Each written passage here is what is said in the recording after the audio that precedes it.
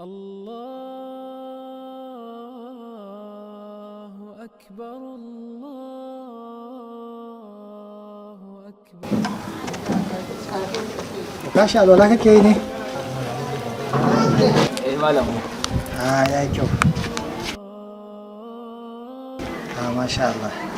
Amma dai ba da wannan tangalallun kayan za ka je masallaci ba ko? Ya ustaz wannan kayan normal ne ya wuce gwiwa kuma ya dan na sauka ya wuce gwiwa kuma gashi ya wuce cibiya. To a bari ma ya wuce gwiwa kamar yadda ka faɗa. Yanzu idan ciyaman na local government ɗin ku ya kira ka, za ka zo mishi da wannan tangalallun kayan? Ya ustaz ciyaman ya kira ne a yanzu zaka tun yaushe zan je dauki kaya zan je dauki sabon kaya a gida mu buga in je wurin sa kawai. Kasan biya ne kawai. To ciyaman ma fa kenan.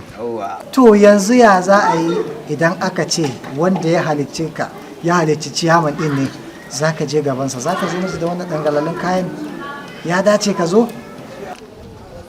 Kaga ba za ka zo ba. Saboda haka a yi alwala a kan lokaci a je a yi sallah yana da kyau amma kuma a kyautata sutura sawa ko ba haka ba? Masha Allah. Yau ma zan tattara kayan kofin ma gaba ki da yawan wanke su malam. To shi insha Allah. Yawwa yuke yayi kyau. Yawwa to ayi alwala a gam. Masha Allah. Yawwa to ni barin karasa sai ka zo masallacin. Nagode sannu kashi.